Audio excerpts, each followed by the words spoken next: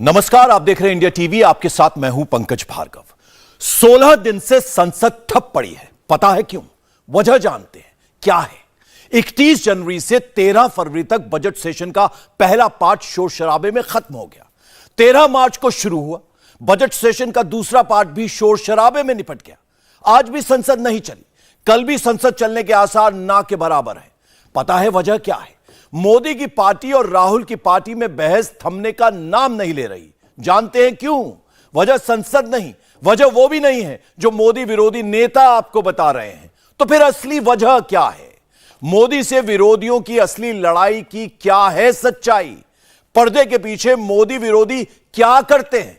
कैमरे पर आकर क्या कहते हैं? मोदी के दुश्मन क्या ट्रेंड करवाते हैं? देश को क्या बताते हैं? मोदी के विरुद्ध कौन सा नया छवि युद्ध शुरू हुआ है? राहुल क्या सोचते हैं? जो कुछ भी बोलते हैं वो क्यों बोलते हैं? सारी बातें आपको इस रिपोर्ट में पता चलेंगी। मोदी के दुश्मनों ने 24 के लिए फोटोशॉप वाला नया बिजनेस लॉन्च कर दिया है। 72 घंटे से धड़ाधड़ फोटोशॉप, नई नई टैगलाइन, नया नया हैशटैग। मोदी विरोधी ट्रोल आर्मी एक नया टूल लेकर आई है। इस टूल में मोदी के खिलाफ एक्शन है, रिएक्शन है। मोदी पर नेगेटिव कैंपेन चलाने वाले दर्जन भर से ज्यादा कैरेक्टर्स हैं। प्रधानमंत्री के नाम पर देश को बांटने की साजिश रची गई है। हर लोकेशन से मोदी का वोट काटने की स्क्रिप्ट लिखी गई है। नाटू नाटू इस स्क्रिप्ट का एक चैप्टर है जो वायरल है। पहले एक ने चिपकाया, फिर दूसरे ने चिपकाया, तीसरे ने भी वही घुमाया। मोदी विरोधियों ने नाटू नाटू पर पूरी सीरीज शुरू कर दी। मोदी के खिलाफ कैंपेन लॉन्च कर दी। रामचरण की जगह अडानी का चेहरा लगाया, एनटी रामाराव जूनियर की जगह मोदी का चेहरा लगाया, कोऑर्डिनेटेड कैंपेन चलाया और सोशल मीडिया पर मोदी विरोधी माहौल बना डाला। मोदी विरोधियों के टाइमलाइन पर इस वक्त क्रेडिट खूब चल रहा है। पहले राज्यसभा में कांग्रेस अध्यक्ष क्रेडिट वाला टेक्स्ट बोलकर मोदी को घेरते हैं और अगले ही पल सेम टू सेम वही टेक्स्ट कांग्रेस की ट्रोल आर्मी ट्रेंड कराने लगती है। मोदी न तो आरआरआर की कामयाबी का क्रेडिट ले रहे हैं, न द एलिफेंट विस्पर्स की कामयाबी का क्रेडिट ले रहे हैं, लेकिन मोदी को नीचा दिखाने वाला इकोसिस्टम बार बार क्रेडिट वाला टेक्स्ट फिट करके मोदी को ही टारगेट कर रहा है। यह क्यों हो रहा है, थोड़ी देर में समझाएंगे। पहले यह सुनिए कि संसद में कांग्रेस अध्यक्ष खड़गे ने क्या कहा। Only my request is that the ruling party should not take credit that we have directed, we have written the poem, or Modi ji has directed this film. They should not say. That is only my request. It is a contribution of the country. Adani के नाम पर तो मोदी विरोधी मनोहर कहानियां चला ही रहे हैं। राहुल हर 2 दिन में एक नई रील बनाकर अपलोड करते हैं। राहुल के समर्थक तुरंत कहने लगते हैं, राहुल का पूरा वीडियो देखिए, जल्दी देखिए, खुद भी देखिए, दूसरों को भी दिखाइए। राहुल के वीडियो को ऐसे प्रमोट किया जाता है मानो अडानी मामले पर सबसे बड़े फैक्ट चेकर राहुल ही हैं। लेकिन अडानी करते करते मोदी विरोधी खेमा अचानक नाटू नाटू क्यों करने लगा? एक जैसे टेक्स्ट हर जगह कट कॉपी पेस्ट, खड़गे का वही 1 मिनट का वीडियो कांग्रेस से जुड़े हर नेता की, कांग्रेस पार्टी से जुड़े हर हैंडल की टाइमलाइन पर क्यों रिपीट होने लगा है? जवाब राज्यसभा में खड़गे के बयान से ठीक पहले वाले फ्रेम में छिपा है, यानी वो वक्त जब केंद्रीय मंत्री पीयूष गोयल ने अपनी बात कहनी शुरू की थी और एक इंटरेस्टिंग फैक्ट बताया था। Triple R, the script writer is an honorable member of parliament, Mr. V.V. Prasad. I think we all owe a debt of gratitude to acknowledge Mr. V.V. Prasad's contribution. Piyush Goyal ने सिर्फ इतना कहा कि RRR film के script writer वीवी प्रसाद हैं, जो संसद के सदस्य हैं, और आरआरआर फिल्म के डायरेक्टर एसएस राजामौली के पिता हैं। ये बात सही है कि वीवी प्रसाद को राज्यसभा में मोदी सरकार ने ही नॉमिनेट किया है, लेकिन पीयूष गोयल ने अपनी स्पीच के दौरान इस बात का जिक्र नहीं किया।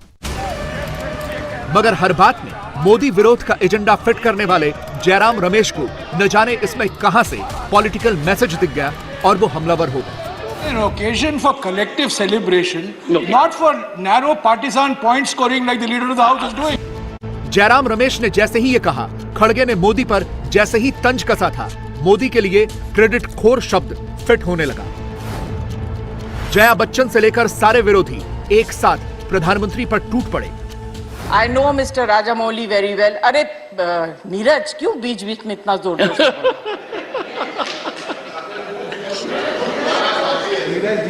Yes, ma'am. The writer, he's not only the script writer, sir. He's the writer. He is the story. He's the story writer as well. He's a member of this house, and it's a great honor. There have been many such people from the creative world who have been nominated here in this house. पहले भी और आज भी. Yes, ma'am. Sir, ये chronic disease होती जा रही है। ये देखिए, आवाज हमारे पास भी है, हम भी बोल सकते हैं, मगर जब कोई सभ्यता की बात होती है तो असभ्य व्यवहार मत करिए। ऑस्कर अवार्ड्स अमेरिका में मिले, विरोधी उसमें भी मोदी को फिट करके बैठ गए। विरोधियों के बोलने भर की देरी होती है, सोशल मीडिया पर मनगढ़ंत कहानियां छपनी शुरू हो जाती। राहुल विदेश में जाकर भारत के लोकतंत्र पर प्रहार करते हैं। विरोधी ये खबर बनाते हैं कि मोदी ने विदेश में भारत को चोट पहुंचाई। ऑन इश्यू को इश्यू करते हैं, बात का बतंगड़ बनाते हैं, जो हुआ ही नहीं वो हुआ कह के कह रहे हैं। जो राहुल गांधी जी ने वहां जाके सवाल पूछे गए, वो सवाल पूछने पे उन्होंने कहा कि ये हमारे देश की समस्या है और हल भी देश से निकलेगा। देश का गौरव बढ़ाया राहुल गांधी जी ने, पर ये उसको तरोड़ मरोड़ के ऐसे पेश करते हैं। मैं तो कहता हूं कि मोदी जी, आप जब बाहर गए और कह के आए कि 70 साल में देश में कुछ नहीं हुआ, भारतवासी भगवान को कहते थे कि हमने क्या पाप किया कि भारत में पैदा हुए, भारत बदनाम होता है। राहुल गांधी जी ने तो ऐसा नहीं किया। वो संघ के बारे में कहते तो मैं इतना ही कहूंगा, कांग्रेस के उनके पूर्वजों ने भी संघ के ऊपर बहुत सारे ऐसे किया। He should express more responsibly and see the reality. खड़गे हर लाइन में राहुल को डिफेंड करते हैं, मोदी पर ही अटैक करते हैं। कांग्रेस से जुड़ा एक हैंडल अहम और वहम के बहाने मोदी पर पर्सनल अटैक करता है और इस तरह मोदी विरोधी कैंपेन कोऑर्डिनेटेड तरीके से चलने लगता है। लेकिन अब की बार सरकार भी फ्रंट फुट पर खेल रही है। अब पूरी की पूरी स्ट्रैटेजी ही बदल दी है। विपक्षी खेमे के मोदी विरोधी नारों के बीच अब संसद में बीजेपी भी राहुल का टेप चलाकर बैठ गई है। बीजेपी ने भी राहुल करना शुरू कर दिया है। पूरी कहानी ही बदल दी है। राहुल गांधी माफी मांगो।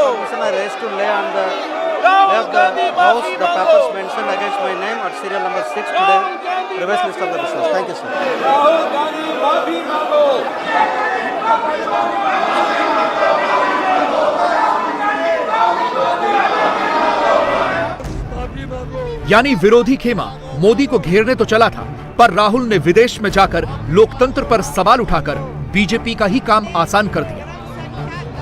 जिस प्रकार से विदेशी धरती में जाके भारत का अपमान किया गया, भारत के सब संस्थानों का अपमान किया गया और विशेषकर पार्लियामेंट का अपमान किया।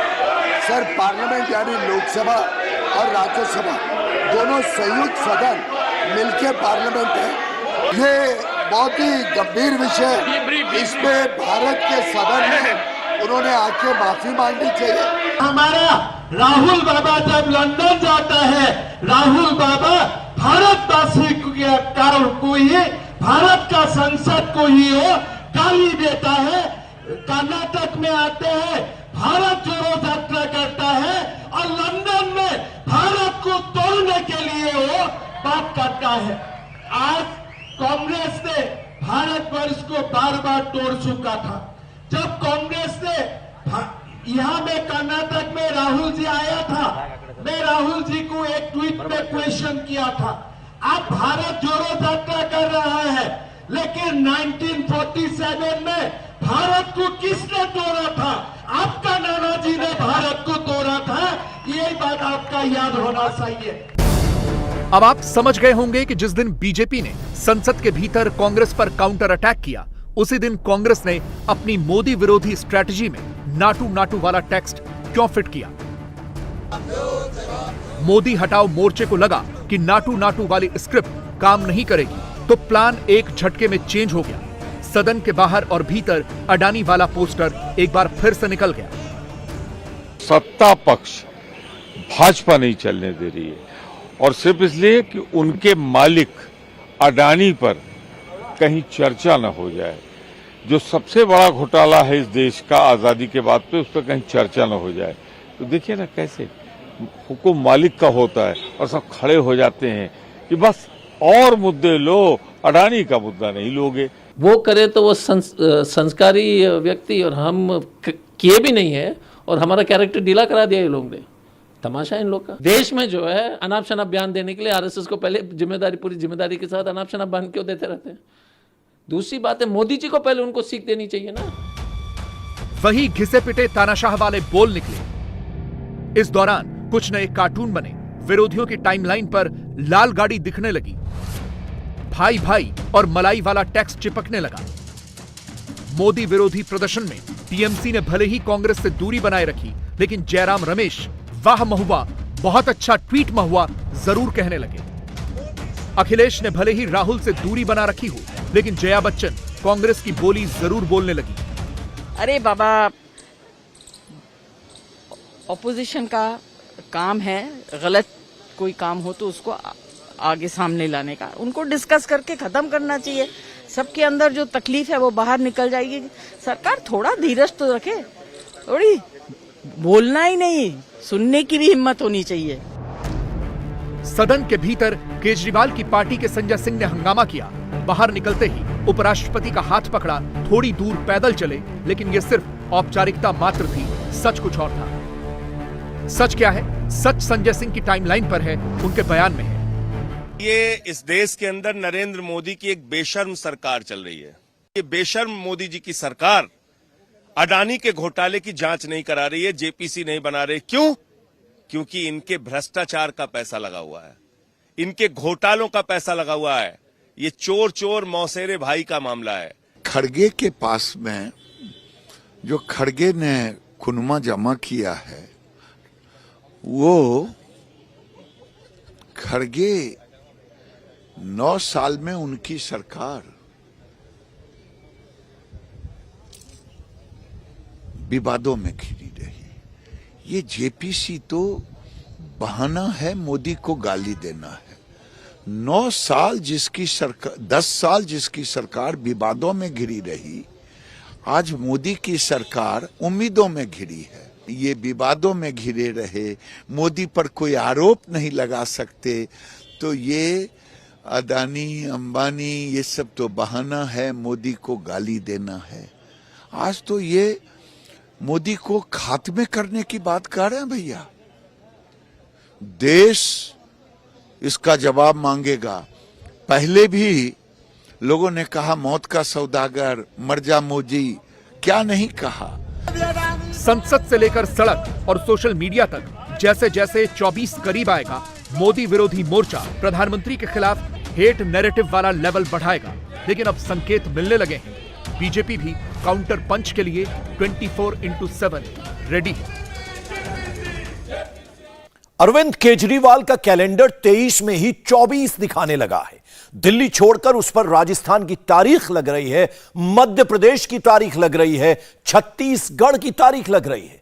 केजरीवाल आज बिल्कुल नया नैरेटिव लेकर आए। आम आदमी पार्टी अनपढ़ पीएम का हैशटैग चला रही है। केजरीवाल इस बार लोकेशन सिलेक्ट करके अटैक कर रहे हैं। वो लीडर देखकर हमले कर रहे हैं। केजरीवाल भीड़ देखकर माहौल बना रहे हैं। केजरीवाल दिल्ली से बाहर नए मैदान में आ रहे हैं, तो वो किसका नफा या किसका नुकसान कर रहे हैं, मोदी का या राहुल गांधी का? केजरीवाल का प्लान किसका करेगा कल्याण? इस रिपोर्ट में देखते हैं।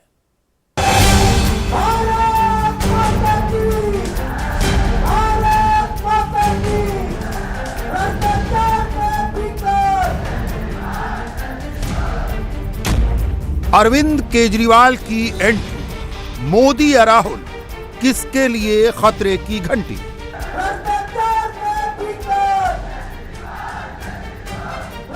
हिंदी हार्टलैंड में केजरीवाल का विस्तार वाला प्लान। आपके झाड़ू से कौन होगा साफ, कमल या पंजा निशान? देश के प्रधानमंत्री पढ़े लिखे तो होने चाहिए।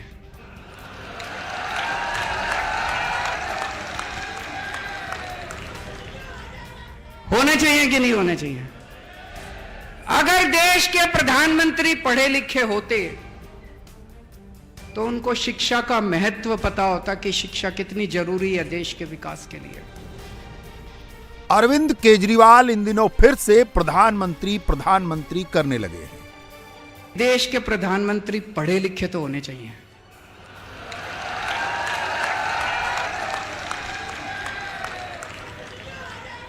होने चाहिए कि नहीं होने चाहिए? केजरीवाल राहुल को साइड करके चलते हैं और मोदी पर अटैक करते हैं। क्या ये बस हेडलाइंस बनाने की तरकीब है? अरविंद केजरीवाल 24 में मोदी को हराएंगे या कांग्रेस को कमजोर करके मोदी को जिताएंगे? क्या केजरीवाल लोकसभा की 50 सीटों पर कांग्रेस को डेंट मारेंगे? भारत माता की इंकलाब, इंकलाब। या केजरीवाल नरेंद्र मोदी के इलाके में सेंध लगाएंगे?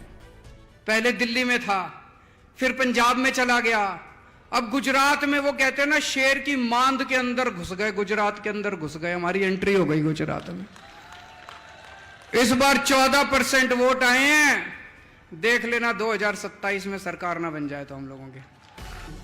कांग्रेस और लाइक माइंडेड पार्टियों के बीच 2024 को लेकर इतनी समझ तो बन चुकी है कि जिन राज्यों में बीजेपी के साथ कांग्रेस की सीधी टक्कर है, वहां दूसरा कोई दल नहीं जाएगा। मध्य प्रदेश की 29, छत्तीसगढ़ की 11, राजस्थान की 25, गुजरात की 26, कर्नाटक की 28, हिमाचल प्रदेश की 4 और उत्तराखंड की 5 सीटों पर बीजेपी और कांग्रेस के बीच सीधी टक्कर होने की सूरत बन रही थी, लेकिन बीच में केजरीवाल घुस गए। मध्य प्रदेश, छत्तीसगढ़ और राजस्थान, इन तीनों ही राज्यों में इसी साल विधानसभा चुनाव होने वाले हैं। केजरीवाल तीनों जगह पहुंच गए। केजरीवाल की आम आदमी पार्टी एमपी की सभी 230 सीटों पर लड़ेगी, राजस्थान में वो सभी 200 सीटों पर लड़ेगी और छत्तीसगढ़ में भी सभी 90 सीटों पर लड़ेगी। केजरीवाल दिल्ली स्टाइल में लोगों को लुभाने में लगे हैं। दिल्ली के अंदर हमने सबकी बिजली मुफ्त कर दी, पंजाब के अंदर हमने सबकी बिजली मुफ्त कर दी, मध्य प्रदेश एक मौका देके देखो, आपकी भी बिजली मुफ्त कर देंगे। केजरीवाल अभी 23 के लिए प्रचार कर रहे हैं, वो 24 में भी आएंगे। इस समय तो वो अगर ये कहो कि स्वर्ग उतार लाओ जमीन पे, तो वो कहेंगे ले आओ, अभी लेके आते हैं हम, तो कुछ भी कह देंगे। लेकिन प्रदेश भारतीय जनता पार्टी के साथ। अब जरा याद कीजिए गुजरात चुनाव के बाद राहुल गांधी का बयान। दिसंबर 2022 में गुजरात का रिजल्ट आने के बाद राहुल गांधी ने आम आदमी पार्टी को बीजेपी की बी टीम बताया था। In Himachal Pradesh election, we faced the full money of the BJP, the full organizational capability of the BJP. We beat them. And frankly, if in Gujarat the AAP hadn't been put up as a proxy and hadn't been used to target the Congress party, we would probably beaten the BJP there as well. So we are learning. Rahul Gandhi के बयान से लगता है कि राहुल और केजरीवाल कभी एक नहीं हो सकते। राहुल और केजरीवाल कभी एक फ्रंट में नहीं आ सकते। आम आदमी पार्टी को राहुल बीजेपी का प्रॉक्सी बताते हैं, लेकिन राहुल ये बात अपनी पार्टी को भी नहीं समझा पाते। खड़गे केजरीवाल की पार्टी को अपनी मीटिंग्स में बुलाते हैं और विपक्षी खेमे में एग्जैक्टली क्या चल रहा है ये केजरीवाल को पता चल जाता है। अडानी घोटाले पे जवाब दो, जवाब दो, जवाब दो। अडानी घोटाले पे जवाब दो, जवाब दो, जवाब दो। विपक्ष के मोर्चे में भी आम आदमी पार्टी के नेता ही सबसे ज्यादा नारे लगाते हैं और कांग्रेस के कंधे पर बंदूक रखकर चलाते हैं। केजरीवाल का सीधा फंडा है, कांग्रेस को खाकर बढ़ो और बीजेपी से लड़ो। केजरीवाल कहते हैं कि नरेंद्र मोदी से लड़ना राहुल गांधी के वश की बात नहीं, मोदी से तो वही लड़ सकते हैं। देश के प्रधानमंत्री पढ़े लिखे होने चाहिए और भी बहुत जरूरी है प्रधानमंत्री को पढ़े लिखे होना। अगर कम पढ़ा लिखा प्रधानमंत्री होगा, कोई भी आके उनको बेवकूफ बना देगा। कोई आके बोलेगा सर आप नोटबंदी कर दो, भ्रष्टाचार खत्म हो जाएगा। अब अगर कम पढ़े लिखे प्रधानमंत्री उनको समझ ही नहीं है, वो नोटबंदी कर दी उन्होंने, भ्रष्टाचार खत्म हुआ, वैसा का वैसा है, समझ ही नहीं। पढ़े लिखे प्रधानमंत्री होंगे, उनको अर्थशास्त्र की जानकारी होगी, विज्ञान की जानकारी होगी, टेक्नोलॉजी की जानकारी होगी, साइंस की जानकारी होगी। कम पढ़े लिखे प्रधानमंत्री होंगे, कोई भी बेवकूफ बना के चला जाएगा। केजरीवाल का एम्बिशन बढ़ाने में सबसे बड़ा रोल खुद राहुल गांधी का है। 14 और 19 बैक टू बैक 2 चुनावों में दिख चुका है। मोदी के खिलाफ राहुल का रिकॉर्ड खराब से खराब हो रहा है। जिन सीटों पर मोदी और राहुल की सीधी टक्कर होती है, वहां मोदी की जीत का चांस 95% से ऊपर रहता है। 2019 का रिजल्ट देख लीजिए। राजस्थान में मोदी 25, राहुल 0। मध्य प्रदेश में मोदी 28, राहुल 1। छत्तीसगढ़ में मोदी 9, राहुल 2। गुजरात में मोदी 26, राहुल 0। कर्नाटक में मोदी 25, राहुल 1। उत्तराखंड में मोदी 5, राहुल 0। हरियाणा में मोदी 10, राहुल 0। हिमाचल प्रदेश में मोदी 4, राहुल 0। जहां राहुल का रिकॉर्ड खराब है, वहां का गैप भरने के लिए केजरीवाल आगे आ रहे हैं। यह सही है कि लोकसभा में केजरीवाल का स्कोर अभी 0 पर है, लेकिन गुजरात चुनाव में केजरीवाल खुद को साबित कर चुके हैं। 14% वोट शेयर और 5 सीटें जीतकर केजरीवाल ने गुजरात विधानसभा में एंट्री मारी। गुजरात चुनाव के बाद आम आदमी पार्टी नेशनल पार्टी का दर्जा हासिल कर चुकी है, इसलिए केजरीवाल का नेशनल एम्बिशन फिर से हिलोरे मार रहा है। सर पहले तो सिर्फ अकेले कांग्रेस से ही लड़ाई थी, युद्ध था बीजेपी का, अब तो आप भी मैदान में कैसे देखेंगे? ये कोई मैदान में नहीं, ये कांग्रेस की बी टीम है। हाँ। और कोई लड़ाई में नहीं। पिछली बार उनका मुख्यमंत्री का कैंडिडेट ही हार गया था जी, तो इस बार भी कमोबेश यही होने वाला है। कांग्रेस तो आपके लिए कहती है आपकी बी टीम है, आपकी बी टीम है? नहीं, कांग्रेस कहती होगी। हाँ। अब कांग्रेस की क्या है, कांग्रेस रसातल को जा रही है जी, तो स्वाभाविक रूप से कोई तीसरा दल अपनी उपस्थिति दर्ज कराने की कोशिश कर रहा है। केजरीवाल आ रहे हैं, साफ चरित्र है, भ्रष्टाचार का एक आरोप नहीं है उन पे, एक भी विभाग नहीं है उन पे, और जिन पे विभाग है वो जेल में है। 3 लोग जेल में हैं अभी। और स्थिति ये है कि आप जरा कल्पना करेंगे कि कैबिनेट की बैठक ही तिहाड़ में नहीं हो जाए उनकी। ये स्थिति केजरीवाल जी की है। पिछले जो स्कूल शिक्षा मंत्री थे, उन्होंने पिछले 1 साल में एक भी स्कूल नहीं खोला दिल्ली में, और 800 शराब की दुकानें खोली। 2024 में केजरीवाल के साथ ये भी हो सकता है कि 19 की तरह वो दिल्ली में भी 0 हो जाएं और पंजाब में भी उनका खाता न खुले। 14 के चुनाव में केजरीवाल ने काशी जाकर मोदी को ललकारा था, रिजल्ट 0 सन्नाटा रहा। 24 में इधर उधर गए तो केजरीवाल घर में भी हार सकते हैं। इस रिस्क का अंदाजा केजरीवाल को भी है, इसीलिए दिल्ली के सीएम वो गलती नहीं कर रहे जो राहुल करते हैं। अरविंद केजरीवाल और राहुल गांधी में सबसे बड़ा फर्क क्या है? फर्क ये है कि केजरीवाल जहां भी जाते हैं होमवर्क करके जाते हैं, राहुल गांधी होमवर्क नहीं करते।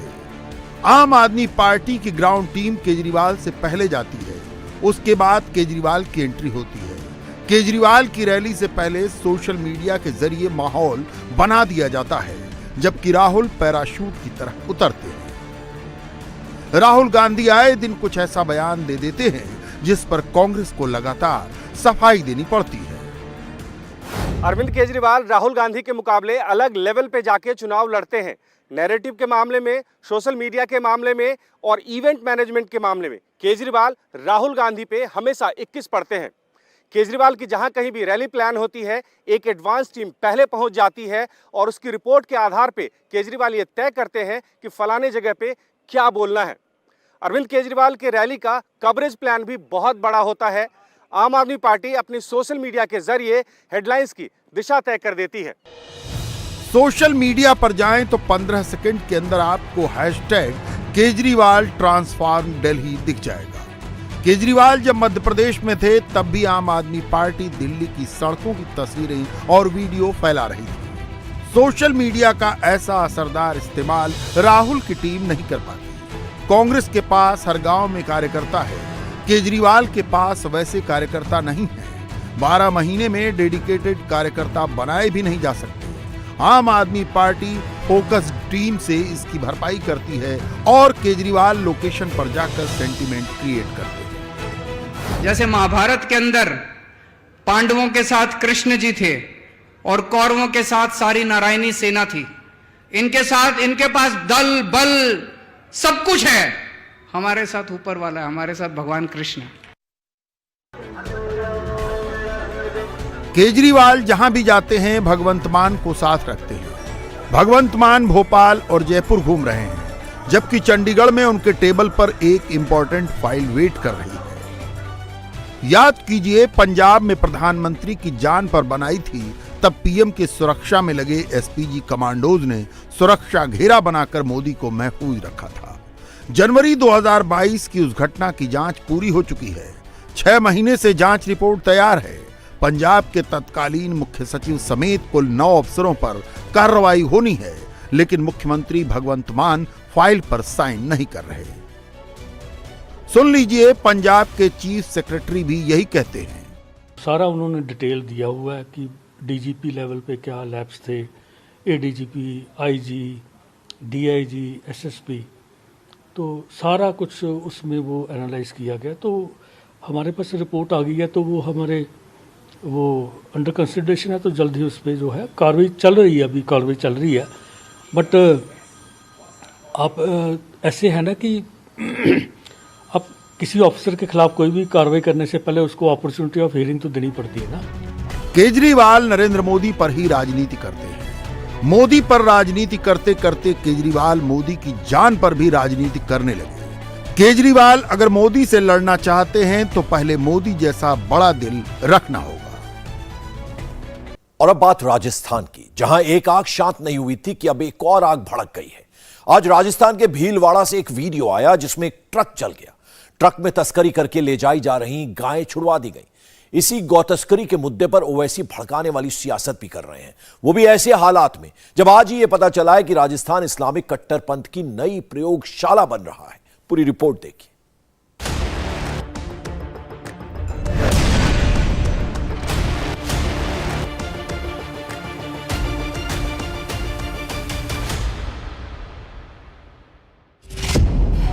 राजस्थान में चुनाव हैं, क्या इसीलिए तनाव है?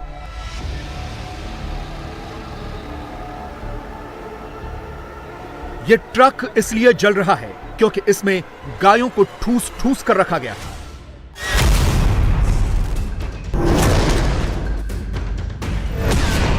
इस छोटे से ट्रक में ऐसे गायें भरी हुई थी। कोई 1, 2, 3, 4, 10, 12 या 15, 20 नहीं, बल्कि पूरी 60। सुनने में अजीब लगता है, लेकिन गौ तस्कर ऐसे ही करते हैं। उन्हें गायों की जान और उन्हें होने वाली परेशानी से क्या मतलब? उन्हें तो बस गायों को काटने के लिए भेजना होता है। ऐसी ही एक सूचना पर राजस्थान के भीलवाड़ा में गौ रक्षकों ने एक ट्रक पकड़ा, जो इस वक्त आप देख रहे हैं। ट्रक मध्य प्रदेश की तरफ से आ रहा था और दिल्ली की तरफ जा रहा था। भीलवाड़ा के कादी हसना टोल प्लाजा पर इस ट्रक को पकड़ा गया तो पता चला कि इसमें गायें भरी हुई हैं। गुस्साई भीड़ ने ट्रक में तोड़फोड़ की, आग लगा दी और गायों को मुक्त कराया। तब तक ट्रक चला रहा ड्राइवर और उसका एक और साथी भागने में कामयाब रहा। भीलवाड़ा के शाहपुरा में बीती देर रात को गौ तस्करी के शक में जम के हंगामा हुआ। इस ट्रक को जला दिया गया। इस ट्रक में बताया जा रहा है कि गौवंश भरे हुए थे। 60 गौवंशों को मुक्त कराया गया है। ठूस ठूस के गाय इसमें भरी हुई थी। तमाम रस्सियां आप देख रहे हैं यहाँ पर पड़ी हुई है। ये रस्सियां यहाँ पर अंदर इनको बांध के रखा हुआ था। ये पटरे देखिए यहाँ पर लगे हुए हैं। बताया जा रहा है कि ये ट्रक मध्य प्रदेश से निकला था और दिल्ली की तरफ जा रहा था। कौन चला रहा था और कहाँ से गायों को भरा है, इसमें इस बात की भी जानकारी जुटा नहीं पाई है पुलिस। लेकिन ये बताया गया है कि टोल नाके के पास इस ट्रक को रोका गया। इस ट्रक को पहले से ही ट्रैक किया जा रहा था और उसके बाद जब पता लगा कि इसमें गाय भरी हुई हैं और उसके बाद गुस्साए ग्रामीणों ने गौवंशों को तो मुक्त कराया लेकिन पूरे ट्रक को जला दिया। सूचना मिलते ही पुलिस के आला अधिकारी मौके पे पहुंचे थे। मौके का निरीक्षण किया गया। मैं स्वयं भी मौके पे गया था और केस दर्ज कर लिया गया है और जो आरोपियों की तलाश जारी है, जल्द से जल्द गिरफ्तार किया जाएगा। कहाँ से कहाँ जा रहा था सर? देखिए, प्रिलिमिनरी इन्वेस्टिगेशन में ये आया है, ये मध्य प्रदेश से चला था और आगे दिल्ली की साइड ये जा रहा था। लेकिन अभी ये प्रिलिमिनरी इन्वेस्टिगेशन है और तथ्य सामने आएंगे तो हम ज़्यादा क्लियर कह पाएंगे। आग लगा दी? हाँ, ये जब पुलिस मौके पर पहुंची थी तो ये आगजनी स्टार्ट हो गई थी और फिर फायर ब्रिगेड को बुला के आग को बुझाया गया। लकड़ी के पटरे लगाकर ट्रक को 2 हिस्सों में बांटा गया था। दोनों हिस्सों में गायों को ठूस ठूस कर भरा गया था। ट्रक में गाय रखने से पहले चारों पैर बांधे गए थे और फिर पूरा ट्रक तिरपाल से ढका गया था।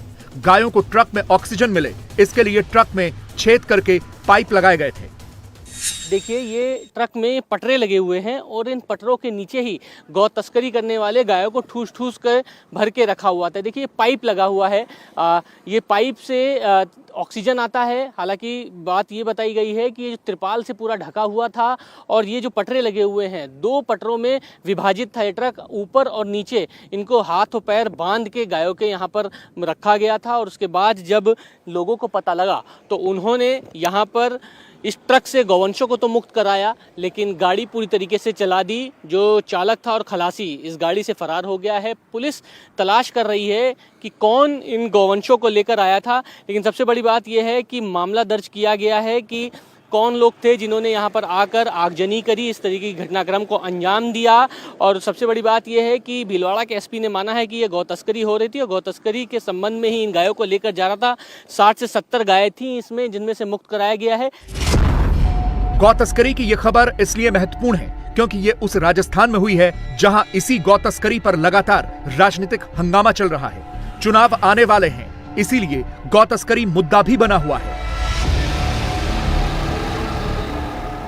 पिछले महीने राजस्थान के भरतपुर के एक गांव के रहने वाले 2 गौ तस्करों को जलाने का आरोप हरियाणा के गौरक्षकों पर लगा था, जिसे भाईजान यानी असदुद्दीन ओवैसी मुद्दा बना चुके हैं क्योंकि मृतक मुसलमान थे। मेरे अजीज दोस्तों और बुजुर्गों, जब जुनैद और नसीर की हत्या कर दी गई तो जमील खान ने हमसे कहा कि साहब आपको हैदराबाद से निकलकर घाटमीका को आना पड़ेगा। मैंने कहा मैं जरूर आऊंगा। मैं हैदराबाद से निकला और फिर हम लोग घाटमीका गए। जुनैद के पीड़ित परिवार से हमने मुलाकात की।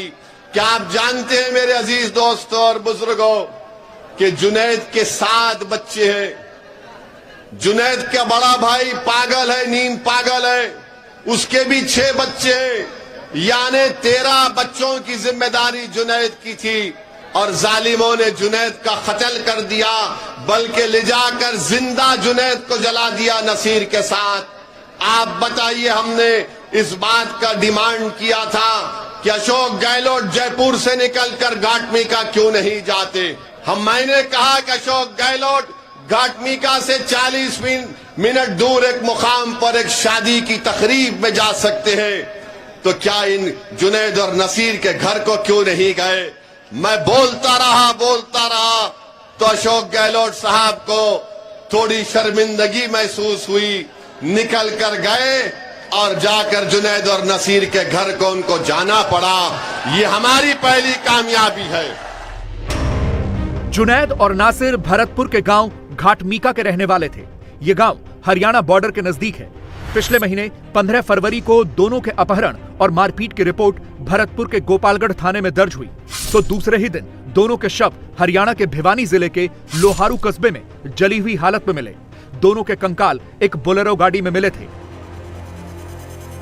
जिसके बाद इस पर खूब राजनीति हुई।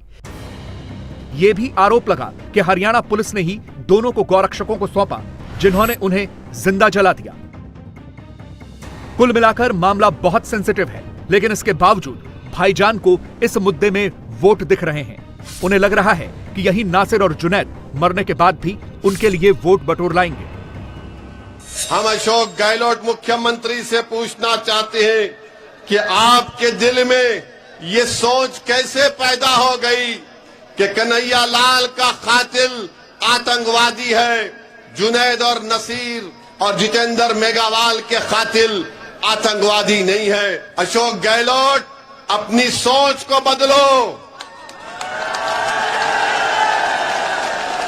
तुम पूरे प्रदेश के मुख्यमंत्री हो, तुम्हारी नजर में सब बराबर होने चाहिए। तुमको अल्लाह ने मुख्यमंत्री बनाया इंसाफ करने के लिए, मगर तुम मुख्यमंत्री होकर भी इतने बड़े ओहदे पर रहकर भी अशोक गहलोत तुम अपने छोटेपन का मुजाहरा क्यों कर रहे हो? अरे सबको इंसाफ करो। असदुद्दीन ओवैसी ये भूल रहे हैं कि वो उस राजस्थान में अपनी राजनीति कर रहे हैं जो ऐसे मामलों के लिए बहुत ज्यादा सेंसिटिव है। थोड़ी सी भी लापरवाही यहां बड़ी घटना को अंजाम दे सकती है। सर तन से जुदा वाली पूरी कट्टरता यहीं से शुरू हुई थी, जब उदयपुर में एक टेलर कन्हैया लाल का गला काट दिया गया था। आज ही एनआईए ने पीएफआई यानी पॉपुलर फ्रंट ऑफ इंडिया के केस में चार्जशीट दाखिल की है, जिसमें साफ साफ लिखा है कि पीएफआई राजस्थान के मुस्लिम युवाओं को कट्टर बना रहा है। पीएफआई इन युवाओं को हथियार और विस्फोटकों की ट्रेनिंग भी दे रहा है। मुस्लिम युवाओं को यह कहकर ब्रेन वॉश किया जा रहा है कि इस्लाम खतरे में है। अलग अलग समुदायों के बीच द्वेष फैलाया जा रहा है। इनका असली उद्देश्य 2047 तक भारत में इस्लामिक शासन स्थापित करना है। अब जो प्रदेश पहले से ही इतना संवेदनशील हो, जहां छोटी सी चिंगारी एक बड़ी आग लगा सकती हो, जहां कट्टरता और नफरत के ट्रेनिंग कैंप्स चल रहे हों, वहां ऐसी भड़काऊ बातें करना क्या सही है? इंडिया टीवी हर वक्त हर जगह डाउनलोड करने के लिए सर्च करें India TV news Google play store या ऐप स्टोर पर।